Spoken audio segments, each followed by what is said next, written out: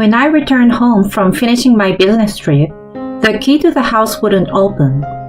I hurriedly asked my husband through the intercom, "Dylan, why won't the house key work?" "Oh, I changed the locks." "What? Why would you do that?" I stood there in shock, and my husband spoke coldly. "You know why, right? We can't cause any more trouble in the neighborhood, so go somewhere else quickly." And then, the sound abruptly cut off. I pressed the intercom several times, but it seemed like my husband had turned it off. It remained silent. Then, I received a message from my husband on WhatsApp. "I don't need a wife who uses business trips as an excuse to slack off on household chores. Sleep outside until you reflect on your actions." The moment I saw that, I felt my body tremble with anger. He leaves all the housework to me, and then he talks like this just because I went on a business trip? I don't need a husband like this anymore. After this, my foolish husband will face hell. My name is Abigail, a 32-year-old working wife. I originally liked fashion and worked as a stylist for fashion magazines.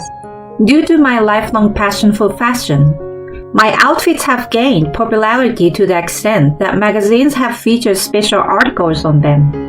My social media followers include tens and thousands of fans, including popular models, who specifically request to wear only the outfits coordinated by me, saying, "I only want to wear what Abigail has coordinated." My job was fulfilling and enjoyable. As I worked with dedication, I had unknowingly turned 30. My friends, concerned about me not having a boyfriend and being focused on work, decided to introduce me to someone. It was there I met Dylan, who would later become my husband. Dylan is a salaried employee at a major cosmetic company's sales department. I instantly liked him at first sight because of his charming smile. He too took an interest in my work, and as we went out to eat together, our relationship began.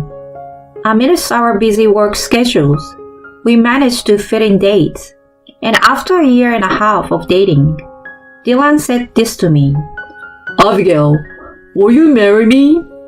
"Huh? Really? I'm so happy!" To be honest, I thought the proposal was a bit farther down the road, so I was surprised but delighted. "But Dylan, I love my job. I want to continue working even after we are married." Dylan then smiled and replied, "Of course. You shine when you work hard. Please stay that way even after we get married." "Thank you, Dylan." And so, I accepted his proposal, becoming his fiancé. Afterward, we arranged a meeting between both families, and there were no significant issues, so we had our wedding. We rented an apartment at the midpoint between our workplaces and started living together. The first month or so felt like our honeymoon, and we were happy. However, gradually, I began to feel a certain dissatisfaction.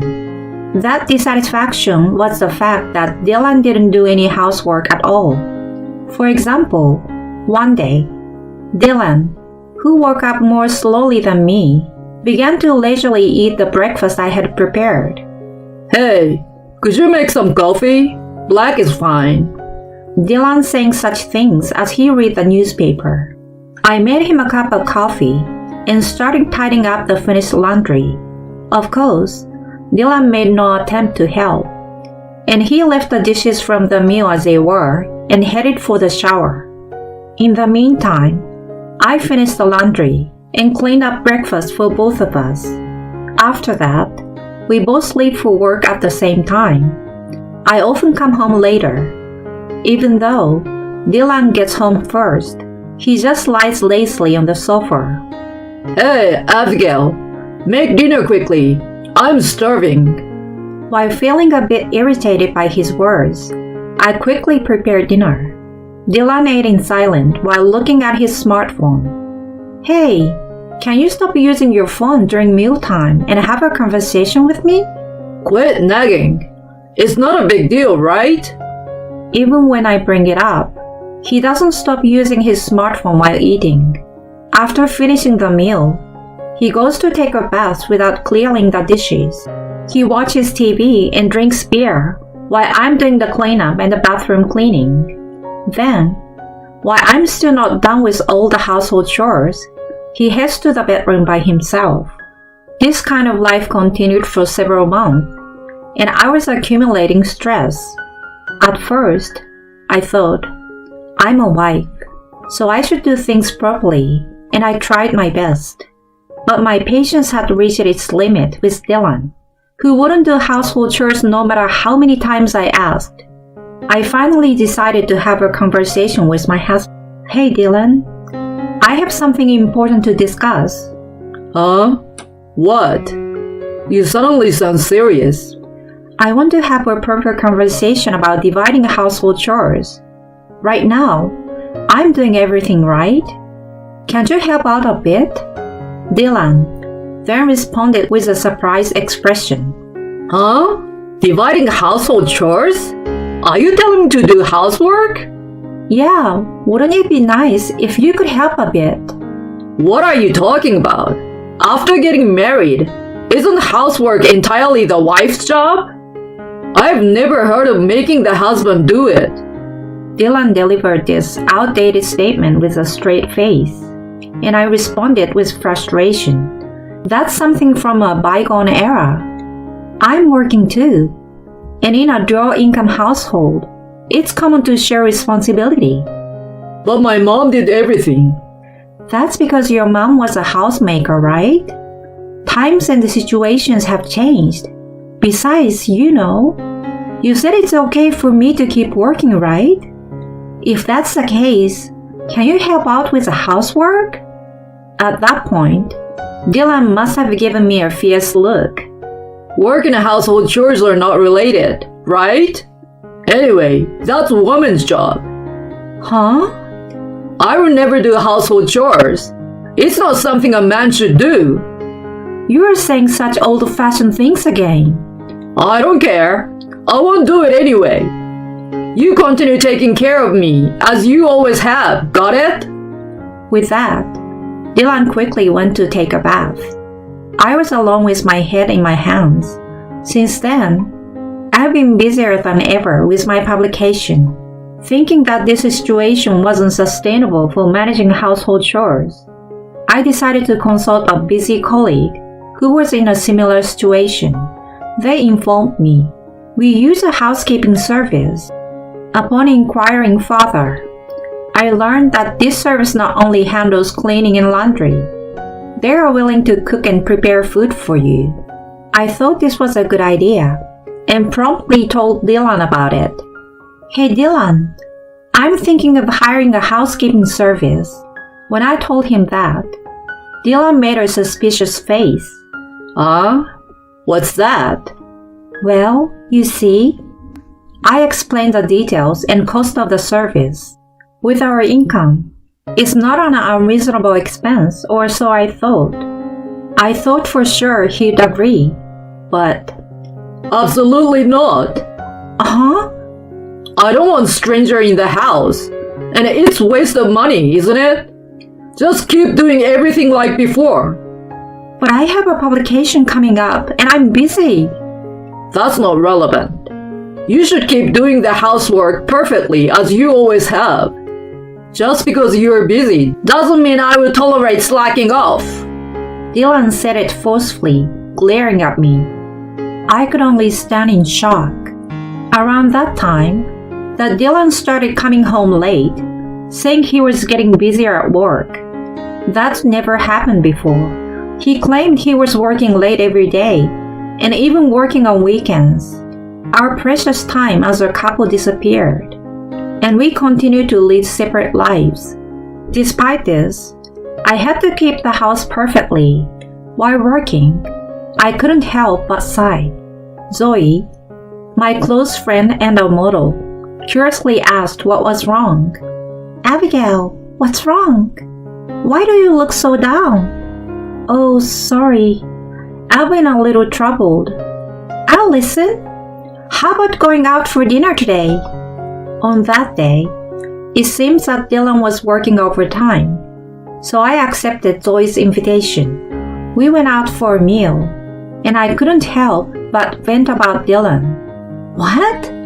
Isn't that terrible? It's like being treated as a servant. Zoe, after hearing my story, got angry, as if it were her own problem. Just having someone listen to me made my heart feel lighter, I realized. At this rate, won't it affect your work? I have always wanted to work with you, Abigail. Zoe expressed her concern, saying she wanted to work with me. Thank you. I really want to focus on my work. If you ever feel like escaping, feel free to come to my place anytime. I will be there to support you. Zoe said this and shared her home address, which was in a luxury high-rise. Our relationship started with work, but now Zoe was like a close friend in both our professional and personal lives. I genuinely appreciated her. After some time had passed, I was assigned to go on a business trip for an event. I informed Dylan, who returned home late. Dylan, I'm going on a 3-day business trip soon. Huh? A business trip? Yes. While I'm away, I will ask you to take care of the things at home. Upon saying this, Dylan furrowed his eyebrows and began to get angry. Am I supposed to allow such a selfish request? What am I supposed to do about housework while you're gone? Well, there's no choice but for you to do it yourself. It's just 3 days, right? I don't want to do housework. Dylan behaved like a child, and I sighed. How about we hire a professional housekeeper this time? What? You want me to let a stranger into our home? As Dylan began to speak, his expression changed suddenly. Dylan? Well, alright, I guess. I will let you hire someone while you're on your business trip. For some reason, Dylan started to smirk, and I found it puzzling. However, you will have to cover the cost of the housekeeper during that time, understood? If that's what it takes for you to agree, Dylan. So it was decided that I would go on a business trip, and during that time, we would hire a housekeeping service. However, I couldn't help but feel uneasy about Dylan's sudden change of heart. Perhaps there was a hidden reason for his recent late returns, or maybe not. While pondering these thoughts, I secretly installed security surveillance cameras at home without Dylan's knowledge. 1 week later, I set off on my business trip. I was busy with work during my time away, and 3 days passed quickly. I bought a souvenir for Dylan and returned home at night, trying to insert the key into the lock. However, for some reason, the key wouldn't turn. No matter how many times I tried, the key wouldn't open the door. Panicked, I pressed the intercom, and Dylan answered. Who is it? It's me. Why isn't the house key working? Oh, I changed the locks. What? Why would you do that? I stood there in shock, and Dylan spoke coldly. You know why, right? You should leave quickly. We don't want to cause a disturbance in the neighborhood. Then, the audio abruptly cut off. I pressed the intercom multiple times, but my husband either turned it off and it wouldn't ring at all. Then, I received a message from Dylan. I don't want a wife who skips housework on the excuse that she's on a business trip. You will be sleeping outdoors until you are sorry. The moment I saw it, I knew I was shaking with rage. You throw all the housework at me, but you say this just because I went on a business trip? I don't want this kind of husband anymore. I turned around silently, grabbed my suitcase, and hailed a taxi. While on the move, I checked the real-time footage from the surveillance cameras I had set up at home. There, I saw the worst scenario I had expected in some corner of my heart. Dylan sitting on our couch, laughing and fooling around with an unfamiliar woman. I successfully drove away that terrible wife. She didn't even notice you were at home. She's a complete idiot. Way to go, Dylan! I'm gathering evidence that she's neglecting housework, and then I plan to divorce her. After that, we can be together, Natalie. Dylan, I'm so happy! I'll be a good wife! Watching this, I felt more disgust than shocked. These two were openly engaging in inappropriate activities in our home. I made sure to record it. After some consideration about where to go, I contacted Zoe. She invited me to her home, and I explained the whole situation to her. Zoe smiled slightly and said this. Your husband was a sales department manager at Sleek Cosmetics, right? Yes, he was. But at that moment, Zoe started making a phone call. A few minutes later, an elegantly dressed older lady appeared at Zoe's house. This is my mom. Well, Mom? Afterward, Zoe shared something shocking with me. The next day, I returned home. This time, Dylan let me into the house without any resistance. What's gotten into you? Have you finally come to your senses? I responded firmly to Dylan's remark. You should be the one reflecting. Huh? I caught Dylan off guard and presented him with a signed divorce agreement. I can't go on with you anymore. Please, let's get a divorce. Upon hearing this, Dylan let out a snort. Did you think I'd back down just because you handed me your divorce agreement? Oh well, I will get a divorce. With a smirk, he signed it and handed it back to me. Well then, please come in. I called out to the door, and Zoe and her mother arrived together. Huh? Wait a minute. Zoe, the model? Why are you here? Wait, the president? Dylan's face turned pale.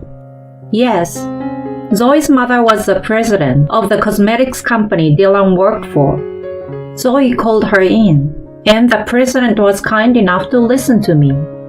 And after seeing the evidence of my husband's infidelity that I presented, she said, "Leave it to me." Hello, Dylan. I'm well aware of your situation. As the president stated this calmly, my husband began to sweat profusely. Yes, but why are you here? I heard that my daughter's best friend is going through a tough time. Zoe and you are related? This fact wasn't publicly known, and I also learned of it for the first time yesterday. Dylan shrank in front of the president.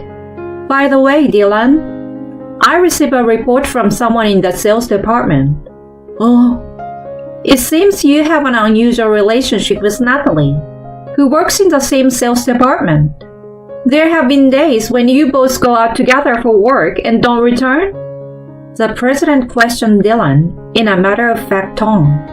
Dylan began to explain himself nervously. I swear, it's baseless. There's no relationship between her and me. Besides, I have a wife. Is Natalie this person? I played the video of the two engaging in questionable activities that I had recorded. The unbearable sounds echoed through the room. What? Why do you have this? Stop it! Stop it! Dylan made a fierce attempt to snatch my phone from me. Zoe swiftly delivered a sharp chop to his arm. Ah, it hurts! You know, I've done martial arts too, despite my appearance. I'll be your opponent. As Dylan tearfully looked up at Zoe, who was smirking, the president interjected. Regardless, there is evidence of your stay at the lodging in the GPS history of the company car. Well, both you and Natalie will face some consequences, I suppose. What? That's a problem. Utah is a nice place for your relocation, isn't it? Show your skills in the rural area. That's... Seeing that the president's stance remained firm, Dylan turned to me desperately. Abigail, please forgive me. I will be a better husband from now on. Please put in a good word with the president. What will happen to me if I get transferred? I pushed Dylan away with all my strength and yelled, "You're so noisy! You haven't done anything for me at all! Get ready to pay alimony, you scumbag!" Leaving Dylan covered in tears and snot behind, we walked away from the scene. Later, my divorce from Dylan was finalized. I was able to obtain $20,000 in alimony for his infidelity and a significant share of the property. I also claimed $13,000 in alimony from Natalie, his affair partner, who seems to break up with him after leaving her job. Dylan was transferred to a remote location, as per Zoe's mother's orders. He is now working in a faraway place with people whispering about him. He probably won't be able to return to his previous elite career path. On the other hand, I have returned to the single life, and I'm living comfortably. My book has been successfully published, and it's selling well. Zoe and I maintain a close relationship both in work and private life. Lately, we've even been having meals with the company president who supported us. I want to continue working positively while expressing gratitude to my best friend and her mother.